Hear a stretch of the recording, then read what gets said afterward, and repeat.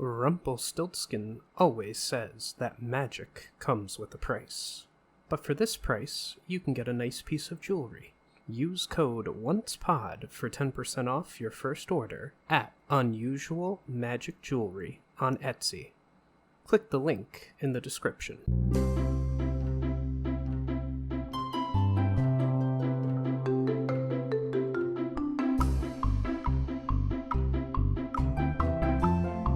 Hello, and welcome to the Once Again podcast. We are your hosts, Ashley and Jason.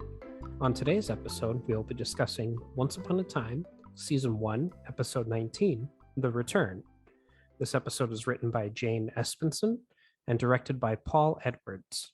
It premiered April 22nd, 2012, and had a viewership of 9.08 million. A brief synopsis. Regina's plan for Mary Margaret is thwarted following Kathryn's sudden reappearance, while Mr. Gold investigates August. In the Enchanted Forest, flashbacks show what happened to Baelfire after Rumplestiltskin becomes the Dark One. And the title card features August driving his motorcycle. So, diving right into the episode. In Storybrooke, August Booth wakes up experiencing a terrible pain in his leg. He falls from his bed and hobbles over to the phone.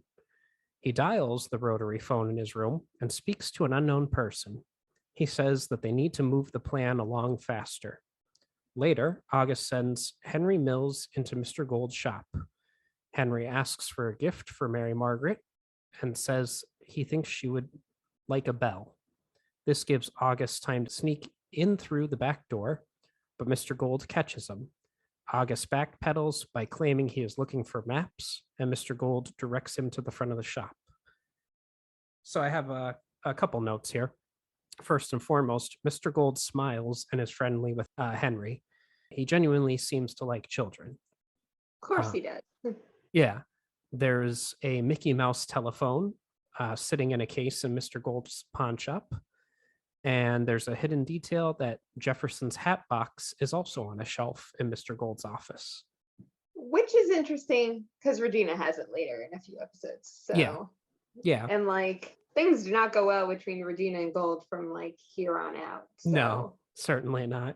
My only thing is I find it so interesting that of all the people August has somehow conned into helping him, it's Henry, and it's you can just call Henry, a kid he has no business calling at 9 a.m. to be like, hey, I need you to come help me. We need to speed up this plan. Yeah, and it's not like Henry has a cell phone or anything, so he called Regina's house. What is up with all these adults basically either being mad at children or relying on children for things that we have no business being mad about or relying on children for? No idea. But moving right along, Emma goes to see Kathryn Nolan, who is in the hospital. Kathryn says that she doesn't really remember anything, but a few events such as being in the car crash, being surrounded by darkness in a basement, food and drinks appearing for her, and she assumes she was drugged. Dr. Whale confirms that they are trying to detoxify the drugs. And Emma tells Kathryn that everyone believed that she was dead because of the heart in Mary Margaret's jewelry box matching Kathryn's DNA. There's now an investigation into who doctored the DNA results to frame Mary Margaret. I don't think we ever get the results of who did that. Maybe we do. I can't remember. But moving along, Regina Mills is upset about Mr. Gold breaking their deal. He claims he has never broken it, as something tragic happening to Kathryn was all that Regina asked for. And a kidnapping is tragic. Holding a ball, Mr. Gold reveals that he has only broken one deal in his life, and it was not this one. Regina realizes Mr. Gold set her up and that all the evidence, such as the forged DNA test and the planted key, will trace back to her. Regina questions why he made the curse bring them all to Storybrooke in the first place, and he tells her to figure it out. So I have a few notes here. Mr. Gold saying, we can't just turn people into snails and step on them, can we? And I put foreshadowing. Regina saying, we've been in this together from the start. And Gold saying, oh, have we? And then when Mr. Gold is talking to Regina in the pawn shop, He is holding the ball that we see his son playing with later in the episode. I guess in the past, though, I should say. She hasn't tried to figure out before now why the hell he wanted them all here. Yeah. Like clearly there was some reason. I suppose most people don't know Rumpelstiltskin's backstory. True, but she knows that he wanted them here. Like, she in particular has some investment in this. Like, she knows that he made the curse. Why make the curse? Why take them? Like, why specifically all of this? Yeah. Well, I guess it's been, I remember looking up in a previous episode, it's been 300 years that Rumpelstiltskin was the Dark One to when the Dark Curse is actually cast in the Enchanted Forests timeline. Yeah. Seemingly him and the Blue Fairy are really the only two characters that were there from that time on. So I guess it makes sense that people wouldn't know his backstory. Yeah. Oh, well, moving along. In the Enchanted Forest, Baelfire is playing with the ball we saw Mr. Gold holding in his shop. He chases the ball and nearly gets run over by a cart. The driver is angry with him, but stops once he realizes who Baelfire is. He then tries to make up for the accident by offering him eggs. Rumpelstiltskin shows up, frightening the driver. Baelfire tries to calm his father down by saying he is all right, but after seeing a cut on Baelfire's knee, Rumpelstiltskin turns the man into a snail and then stomps on him, despite Baelfire's pleas. So, there we go. There's the foreshadowing. Yep, there it is. Back in Storybrooke, David Nolan visits Kathryn and tries to kiss her forehead while she is sleeping, but he instead startles her, which it was hilarious, in my opinion, seeing that happen. He apologizes for lying and cheating. Kathryn tells David that their relationship was not meant to be and says it is not his fault, that he was just the first one to recognize it. Accurate. Yeah. Back at Mary Margaret's apartment, there is a party for her, celebrating her freedom from her legal entanglement. Henry has brought her a bell as a gift. Henry asks August if he found what he was looking for. Although his search was unsuccessful, he believes it, quote unquote, will find them. David shows up at the door, but Mary Margaret signals for Emma to turn him away. Emma tells David to walk Henry home.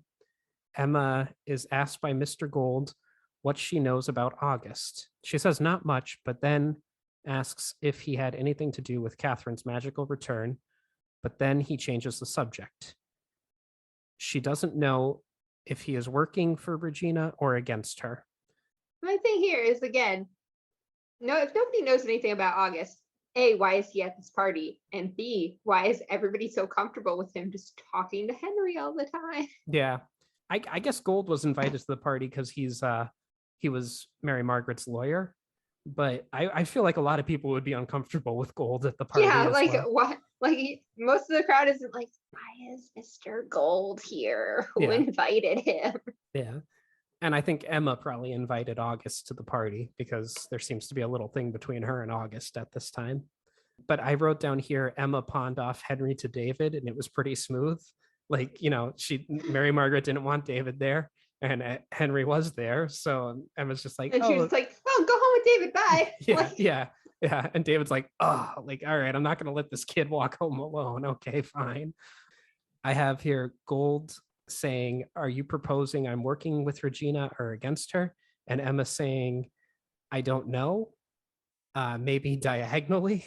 And Gold saying, well, you keep working on that one. Like, the line just cracked me up. It was like, yeah, Emma is right. Gold is working diagonally towards Regina. Like, pretty much. Yeah. Like, that's how Gold is always working on the diagonal. Everybody else is going in straight lines one way or another. The Gold is like, we're going this way. Yeah. And then Gold's note saying August Wayne Booth, clearly a false name. If there's one thing I know, it's about names. Or if there's one thing I know about, it's names. I mean, that is his thing. That's the thing in his story. Yeah. There was a production note that the music playing during this scene is called Origins by the band Tennis. It was just a production note. I put it in there. And then something that changed in The Thing You Love Most, the window Outside the entrance to Mary Margaret's loft apartment is a regular, clear, single pane window. In the price of gold, it has been divided into 4 window panes. In this episode, it's been replaced by a glass stained window. And then in season 2, it is replaced by a new glass stained window. And this glass stained window that we see in this episode also appeared in a corridor in the inn in The Thing You Love Most, The Stable Boy, and this episode. It can also be seen on the entrance to the Rabbit Hole, the bar in Storybrooke. Huh. Yeah. Interesting. Yeah. Back in the Enchanted Forest, Rumplestiltskin and Baelfire return home, and Rumple tries to heal his son's knee with magic, but Baelfire refuses and brings out healing items. He tells his father that people are afraid to even talk to him. He asks his father if he can get rid of his power. Rumpelstiltskin shows Baelfire the dagger he already knows about and explains how his power can only disappear if someone kills him with it. Their mute maid, Honora, overhears them talking. Baelfire asks if he would give up the power if he could find a way to get rid of it, because he wants his father to return to his old self. Realizing how much he wants his son to be happy, they strike a deal in which if Baelfire can find a way to get rid of Rumpelstiltskin's powers, he will give it up for Baelfire's sake. So I have in here, Rumple isn't using the usual Rumple voice in this scene. He's more so speaking like how Mr. Gold talks. I feel like he talks like that with Bay all the time, though. That's kind of like he's very normal with Bay, but you know, later the Blue Fairy will say that Baelfire is the thing that keeps him human and keeps him from going like full dark. Like, yeah, Baelfire is the thing that's grounding him in humanity. Well, we can even see it in this episode. Their cottage might have been upgraded a little bit, and obviously they have someone working for them, but they still live in the same cottage that they lived in before he was the Dark One. Yeah. Like he hasn't fully embraced all the power that he has yet. I also wrote down that Honora is not long for this world after overhearing this conversation. Oh yeah, the minute you see it's like, oh, this poor maid. Yeah. Gone. And then finally, Rumpelstiltskin talks about how he walked into a field of battle and ended the Ogre War. And we will later see this event in season 6. Back in Storybrooke, Mr. Gold breaks into August's room and finds a drawing of the dagger with Rumpelstiltskin's name on it. And I put in my notes here, he's the landlord for Granny's bed and breakfast. Surely he would have keys and not need to lockpick August's room. Right? He could just threaten Granny, like, give me the keys. Yeah. Well, I think like he owns the property. Like, you know, I don't even think he has to ask her permission to, like, she's basically just the manager, but he's the owner. I just wrote that he likes doing it. Like he likes breaking into the room. Well, he also might be doing it like if let's say he had to like go ask Granny for the keys, like he doesn't have his own set. He doesn't want Granny to know what he's doing because he doesn't want August to know he's been there. Mm-hmm. Exactly. But I do think August is one step ahead of him here and does know what Gold plans to do. Like, yeah. And then this is a bit of a spoiler note, but we're going to find out in this episode who August really is. So maybe not. There is a wooden donkey that Mr. Gold found in August's room, and that is a reference to the adventures of Pinocchio. In the tale, Pinocchio witnessed children being turned into donkeys in the land of toys. So yeah, just a little shout out there. Well, he is turned into a donkey in the movie, in the animated film as well. Right. So. Right. Meanwhile, Emma meets with Sidney Glass, and she confronts him with the bug he used to spy on her to aid Regina.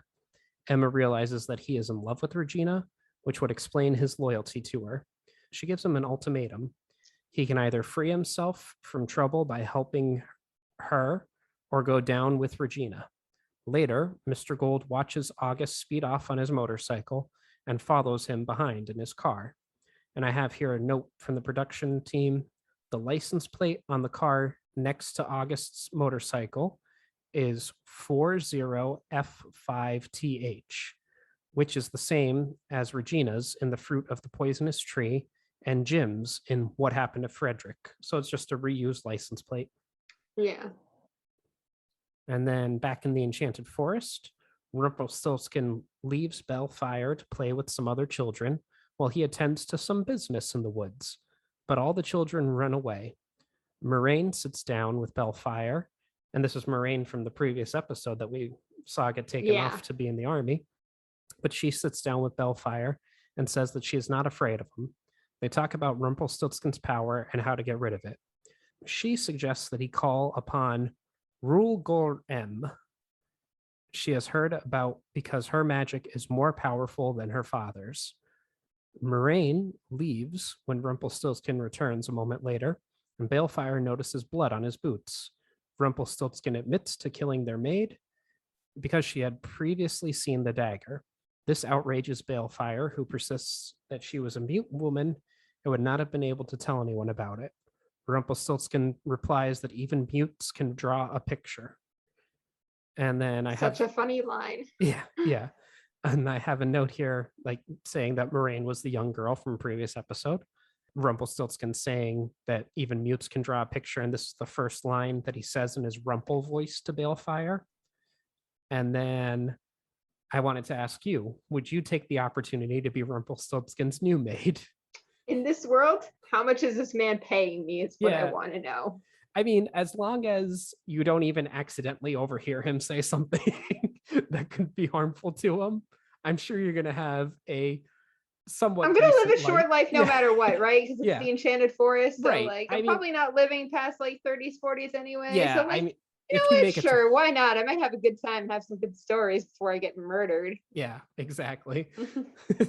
I just thought it'd be interesting to find out. In Storybrooke, August visits the convent to speak with Mother Superior. After August leaves, Mr. Gold confronts her about their conversation. She tells him that he is in town looking for his estranged father, but they have not spoken yet. Bum, bum, bum. In the Enchanted Forest, Baelfire summons Rulgorem in the woods. The blue fairy appears and offers him her assistance. He explains the situation, and she says that she cannot change Rumpelstiltskin back, but she can send him to a place without magic where his father would return to being the man he once was. She gives Baelfire a magic bean that will save them both, but it is the last one and will only work once. So I have a few notes here. The powerful being, Rulgorem, to whom Baelfire asks for help with his father, turns out to be the blue fairy. Rulgorem is Gaelic and translates to blue star, implying that the blue fairy is the most powerful being in the Enchanted Forest, even more so than the dark one. And then for this scene where the blue fairy meets up with Baelfire, Keegan Connor Tracy was crouching in the bushes and saying her lines off screen. And then the process behind the creation of magic beans is revealed in season 2. Yeah. You know, just it's one of those where it's like, and now we know why Rumple hates the fairies. Yeah, one of the many reasons, but yes. Yep. In Storybrooke, David tries to talk to Mary Margaret on the street and apologize for his actions. She expresses her disappointment in his lack of belief in her innocence and says that they cannot move forward. She believes that something is keeping them apart, and she does not want the bad moments to erase the good ones. David proclaims his love for her, but she says that his love is exactly what makes the whole situation so sad. And then my only note here was Mary Margaret saying, it's like something in this world doesn't want us to be together. And David saying, like what, dark forces? And I wrote, yes. Yeah. That's exactly what doesn't want them to be together. Literally what it is. Yeah. In the Enchanted Forest, Rumpelstiltskin spins gold in his home when Baelfire returns and tells him about the bean. He asks if he has heard of Rulgorem, whom he recognizes as the blue fairy. Rumpelstiltskin says that fairy magic does not mix with his magic. Baelfire reminds him of their deal and says that he promised and is not backing out. My only note here is Rumpelstiltskin is still a new dark one. How does he already know about the blue fairy? Perhaps we'll discover it someday. I think it's fascinating that his immediate reaction is, well, my magic and hers isn't going to blend well together. But we're talking about a magic bean that has nothing really to do with necessarily her magic, but Right. a different kind of magic. Yeah, he just doesn't trust fairies, and we'll find out someday why that is. Back in Storybrooke, Mr. Gold goes to see Archie Hopper, much to his surprise. He tells Hopper about August, who he believes is his son. He says that he isn't sure, but that he is afraid his son may still be angry with him and wonders if he has come to kill him. Archie tells him to be honest with his son and ask for forgiveness. August is out by Mr. Gold's cabin in the woods, and the two meet. Mr. Gold says he knows who he is, to which August replies that he can stop lying and calls him Papa. So I have a few notes here. Archie to Mr. Gold, asking him, Mr. Gold, are you here for the rent? And Mr. Gold says, why does everyone ask that? Such a good line. Yeah. Because you literally own the whole town, dude. That's why. Yeah. And then Archie saying to Mr. Gold, a son? I didn't know you had a son. How old is he? And Mr. Gold saying, let's start with something easier. Like, because it's been almost 300 years since he's seen his son. Like, let's start with something easier. And then Gold saying to Archie, I think he might be here to kill me. And Archie saying, that's like he has nothing to say in response. So here's my thing about this too is, so Gold's like talking like, yeah, my son, he's here and he's gonna, the only stranger that has been anywhere near this town for weeks now is August. Yeah. Who else would it freaking be? Exactly. Like Archie's probably sitting here like, you think August is gonna kill you? What? Yeah. What do you mean you don't know how old August is? He's right there. He's clearly in his like late 20s, early 30s, right? Yeah. I'm going to say late 30s, early 40s. Oh, I agree. Yeah. Yeah. Late 30s. But, at least Archie's like, you mean your son who's in his 30s? That's like right over there? Like, yeah. Because again, it can't be anybody but August. So, like, Archie's got to be sitting there like, you think August is here to murder you? Yeah.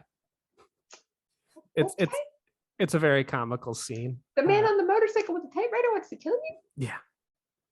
And I have to say too, when I first watched this episode back, 10 years ago, when August calls him Papa, they had me like, I was like, oh my God, it is his son. Like, I was like, oh, okay. Agreed. I was all the way there. I was like, okay, it's Baelfire. Yeah. In the Enchanted Forest, Rumplestiltskin has second thoughts about living in a world without magic and giving up his newfound power. Baelfire throws a beam and a portal opens. Baelfire goes to the edge and holds out his hand to his father, but Rumplestiltskin backs out of their deal. He tries to keep Baelfire from getting sucked into the portal and uses his dagger as an anchor, but in the end, he lets go of his son. Baelfire calls him a coward before disappearing.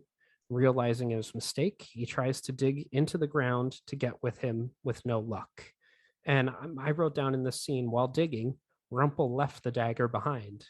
Like he was so focused on getting back to his son after he realized his mistake that he just left the dagger there. Like, it does go to show how much his son does mean to him, even though he had this moment of cowardice.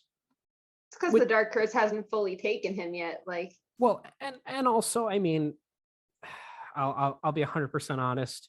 If I had the powers of Rumpelstiltskin in the Enchanted Forest, I don't think I'd want to leave all that much, like that. I mean, he can do anything. He really can. Yeah. And like, it's really just the cost of your humanity. And in a place where you're really not going to live that long. Yeah. How much is your humanity worth?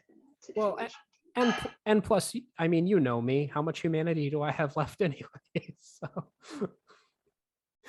moving along, back in Storybrooke, Mr. Gold apologizes to August and confesses that he should have never let him go. He tells August that he has been looking for him ever since and asks him to be the bigger man and forgive him. The two embrace, and August sobs that he forgives him.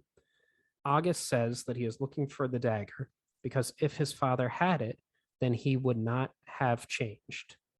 Mr. Gold tells him that he buried the dagger so Regina would not find it.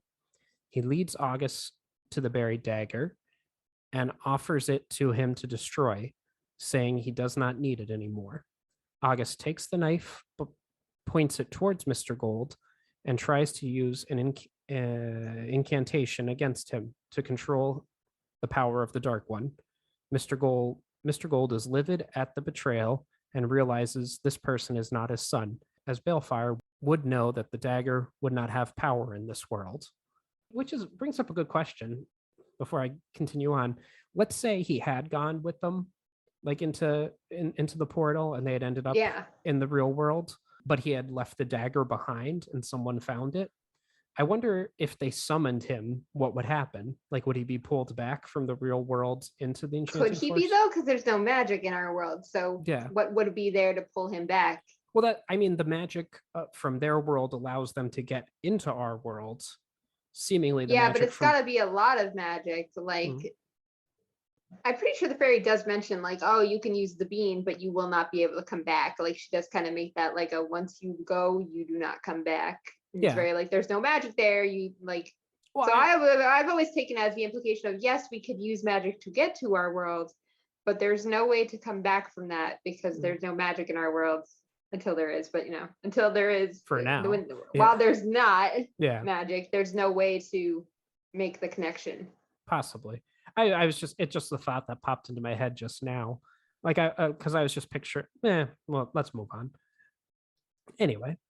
Mr. Gold questions August about who he is and recognizes he must be from the enchanted forest. August says that a little fairy told him about the dagger and who Mr. Gold really is. Mr. Gold threatens to kill August and asks why he would risk death to confront him, knowing who he really is. Pinned against a tree by Mr. Gold, August tells him that he is sick with a terminal illness and needs magic. He is trying to get Emma to believe in magic, but he fears he does not have enough time. Mr. Gold allows August to continue to try to convince Emma, scoffing that either way he will eventually die. And in my notes here, I put Gold saying, no one here knows about this knife. And August says, no one remembers, correcting him. And then Gold saying, if you know who I am, then you know who I am, while holding the knife to August's throat. I mean, August was taking a big risk going up against Rumple. Yeah. He knew that. Yeah. If it had worked, though, boy. In the enchanted forest, Rumplestiltskin is still in the woods when he calls for the blue fairy. When she arrives, he asks if there is another way to get to the world Baelfire is in. He mentions a curse, which the blue fairy acknowledges, but she tells him he cannot pull it off because the price is higher than he can imagine. However, he vows to find a way. He blames her for taking away his son, and she tells him that he drove Baelfire away himself. Rumplestiltskin vows to not rest until he creates the curse and finds Baelfire. And I wrote down the blue fairy saying to Rumple, there are no more magic beans, and Rumple saying, that's a lie, to which the blue fairy responds, we don't do that, and Rumple saying, another lie. And my other note says, as stated by Mr. Gold in Dreamy, he has an irrefutable dislike for nuns, who are the counterparts for the fairies. And the reasons for this are revealed in this episode. His reasons are further explained in season 6. Yeah, he really doesn't like fairies. No. We'll get to that season 6 storyline. Phew, boy. Also, he does use the line that he will find Bae. He will always find Bae. Like, he has a similar line, and I'm like, oh my God, not you too. You're right. In Storybrooke, Regina meets Emma at the sheriff department under the pretense of giving her a confession. She then calls Sydney in, who goes into detail about everything: the kidnapping, the framing of Mary Margaret, and the faking of the DNA results, because he had hoped he would get his job back with the newspaper. Emma does not buy his confession and asks to speak to Regina privately in the hallway. She believes that Sydney is protecting Regina because he is in love with her, and she is furious for Regina for allowing someone else to take the fall for her actions. Emma says that Regina tried to take away a person she loves, so now she will take away someone Regina loves. Emma vows to get her son Henry back. And my only note for this final scene was Sydney staring at Regina while making his confession to Emma. Like, he's just so in love with her. The poor guy. So I do have one thing that I didn't want to bring up earlier because it does involve season 6 stuff. So spoilers for a second here. watchers, listeners to this podcast. So, we see that Baelfire calls on Gorm and that it's the blue fairy and that it's supposed to be like this all-powerful being. And like when you really think about it, would it really be the blue fairy that would be like a creature of the night that has all these powers? Because that's how it's originally described. Like, oh, she comes in the night, like she has all these powers. Or would it more likely be the black fairy? But because of it, this is the first season, it just makes more sense for it to be the blue fairy because we know we're not adding a million more characters in. We're just kind of sticking with what we got at this point. The only way I could see them justifying it is because she's supposed to be the blue star. Like, I understand via the name, but I'm talking more so like the description itself is like. No, you're right. If we're going by the description, that's not how I ever like the blue fairy is powerful, but that's never how I actually picture her. But like when I think about like a powerful being of the night, if it's not going to be the dark one and it's not in this case, then wouldn't it more likely be the black fairy? Like that would be the most logical choice option if we're going to pick one. Certainly, but I, beyond a shadow of a doubt, don't in my mind, especially at this point, I don't believe Rumplestiltskin would call to the black fairy. Oh yeah, I'm not denying that. Yeah, but, I'm just saying it's an interesting thought process. It is. That concludes this week's episode of the Once Again podcast. Thank you for joining us. Any questions, comments, or critiques can be addressed to either our email at onceagainpod@gmail.com or on Twitter at onceagainpod. If you are feeling generous and would like to contribute to the podcast, we have several tiers available on patreon.com/onceagainpod. Also, a like and a share would be greatly appreciated. Thank you and have a wonderful day.